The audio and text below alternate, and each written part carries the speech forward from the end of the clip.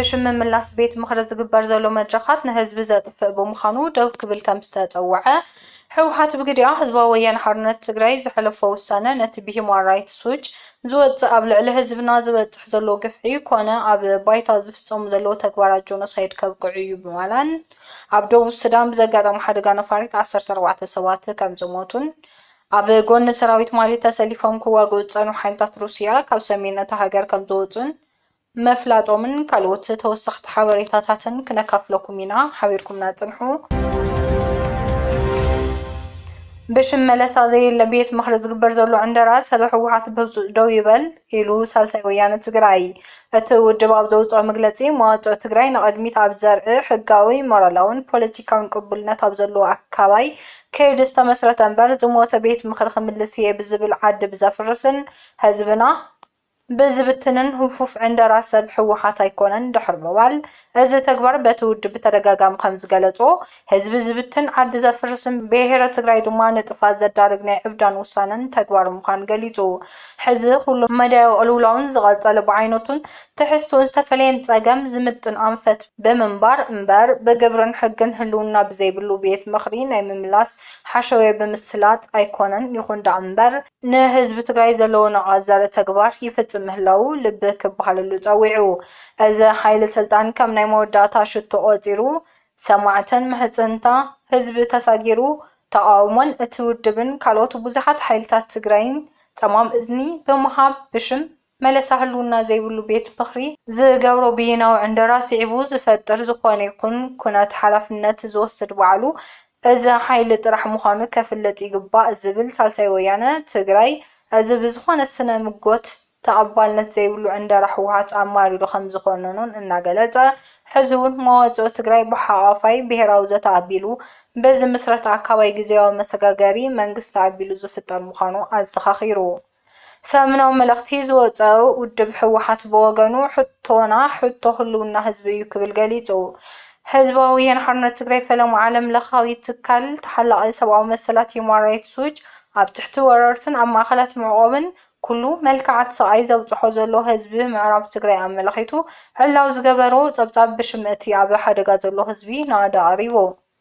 ድሕሪ እዚ ተሰምናው መልእኽቲ ኣብ ባይታ ኣብ ልዕሊ ህዝብና ዝፍጸም ዘሎ ጆኖሳይድ ልዕሊ እቲ ዝወጸ ጸብጻብ ምዃኑ ንኣምን በዚ እውን ሁማን ራይትስ ዎች ብቐጻልታታት ጆኖሳይድ ናብ ፍትሒ ክሳብ ዝቐርቡን ውሕስነትን ህዝብና ክሳብ ዝረጋገጽን ዝጀመሮ ሰብኣዊ ተልእኾ ኣጠናኺሩ ከም ዝቐጽል ብምትእምማን ኢሉ ከምቲ ሁማን ራይትስ ዎች ኣብ ጸብጻቡ ዘመለኽቶ ስምዕ ፕሪቶሪያ ካብ ዝፍረም 4 ዓመታት እኳ እንተቆጸረ ኣብ ትሕቲ ወረርቲ ዝነበር ህዝብና መሬቱን ኣባይቱን ተሓዲጉ ከይንቀሳቐስ ተገዲቡ ብማንነቱ ይቕተልን ይሰቐልን ኣሎ ኣባይትን መሬትን ህዝብና ንሓደሽቲ ሰፈርቲ ይዕድል ኣሎ ዕጫ እቲ ብጻዕሩ ዝነበረ ህዝብና መዓልታዊ ስራሕ እውን ሓሪምዎ ኣብ ሰናይ ፍቓድ ወረርቲ ወዲቑ ኣሎ ኣብ ስደትን ውሽጢ ትግራይን ኣብ ዝርከቡ ማእኸላት ምዕቆብ ዝነበር ህዝብና ብጥሜትን ሕማምን ይሃልቕ ኣለውን ኢሉ ፌደራል መንግስቲ ንስምዕ ፕሪቶሪያ ሙሉእ ብሙሉእ ብምፍራስ ላዕለዋይ መሬት ትግራይ ዝቋረስ ውሳነ ኣብ ምሕላፍን ንህዝቢ ትግራይ ካብ ስምዕ ፕሪቶሪያ ወጻኢ ብብይናዊ ውሳነ እውን ጻኒሕቲ ጊዜያዊ ምሕዳር ብምንዋሕን ዝጀመሮ ጆኖሳይድ ንምምላእ ኣብ ዝዋፈረሉ እዋን ኣለና በሃሉ እውን እዩ ስለዚ ህዝባዊ ሓርነት ትግራይ ዝፈርስ ስምዕ ተስፋ እናገበርካ ህዝቢ ከም ህዝቢ ብሰላሕታ ምጽናት ትኽክል ከም ዘይኮነ ገምጊሙ ውሳነ ዕላው ምግባሩ ድሕሪ ምሕባር ህዝባዊ ሓርነት ትግራይ ዝሕልፎ ውሳነ ነቲ ብሁማን ራይትስ ዎች ዝወጽእ ኣብ ልዕሊ ህዝብና ዝወጽሕ ዘሎ ግፍዒ ይኾነ ኣብ ባይታ ዝፍጸሙ ዘሎ ተግባራት ጆኖሳይድ ከብቅዑ እዩ ናብዚ ውሳነ በፂሑ በሃላይ እውን እዩ እንዛጊዳ ብዝተኻየዱ መድረኻት እውን ህዝብና ማእኸላይ ኮሚቴ ውድብ ሕወሓት ዘሕለፈ ውሳነ ምምላስ ተወንዘፈ ቤት ምኽሪ መንግስቲ ትግራይ ነቲ ህዝቢ ትግራይ አንጻራሊዎ ዘሎ ሓደጋ ዝተረድአ ስልጣን ህዝቢ ናብ በዓል ዋንኡ ዝምላስ ህዝቢ ትግራይ ሃልዋቱን ንምርጋጽ ዘካይዶ ዘሎ ቃልሲ ወዲቡ ዝመርሕን ዝቃለስን ማእኸል ክህልዎ ዝገብር ዓቕምታት መኸተስቲ ዘተኣኻኸበ ሓድነት ህዝብና ዘጠናኽርን ብሓፈሻ ድማ መሰለ ዓርሰ ምሕደራ ህዝቢ ትግራይ ዘጓናጽፍ ውሳነ ምዃኑ ብምግላጽ ብኻልኦት ኣካላት ንዝቐረበሉ ክሲ ውድቂ ይገብሮ ንጉስ ዳግማይ ንጉስ ተሰየመ ሓድሽ ኣልበም ከያኒ ጸጋዛው ገብረስላሴ حموس 22 ميزان 2018 عام ناب حزبي خاربيو لعل 3.5 مليون بر وጻኢ ዝተገበረሉ ንጉስ ዳግማይ ንጉስ ዝተሰመየ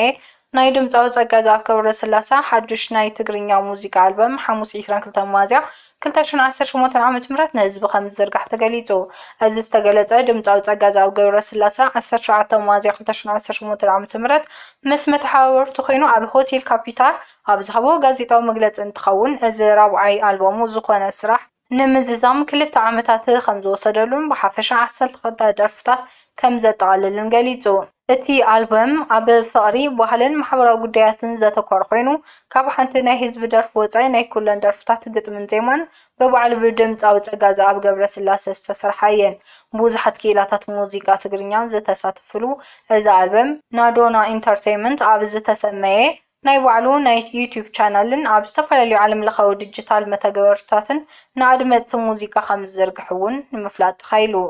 ኣብ ደቡብ ሱዳን ብዘጋጠሙ ሓደጋ ነፋሪት 14 ሰባት ከም ዝሞቱ ተገሊጹ። ኣብ ደቡብ ሱዳን ኣብ ከባቢ ርእሰ ከተማ ጅዋ ሓንቲ ንእሽቶ ነፋሪት ሎሚ ሰኒ 27 ሚያዝያ ብምሕምሻሻ ኩሎም 13 ተሳፈርትን ፓይለት ከም ዝሞቱን ሰበስልጣን እቲ ከባቢ ገሊጾም። እቲ ሴሴና ዝተባህለት ነፋሪት ካብ ኣህጉራዊ መዕርፎ ነፈርቲ ጅዋ ዝተበገሰት ኮይና ካብ ርእሰ ከተማ ኣስታት 20 ኪሎ ሜትር ርሒቓ ብምሕምሻሻ ዝደሓነ ሰብ ከም ዘየላ በዓል መዚ ሲቪል ኣቪዬሽን ደቡብ ሱዳን ኣብ ዘውፅኦ መግለፂ ሓቢሩ። ጠንቂ እቲ ሓደጋ ኣልታዊ ኩነታት ኣየር ዘንቀሎ ምዃኑ ኣፈናዊ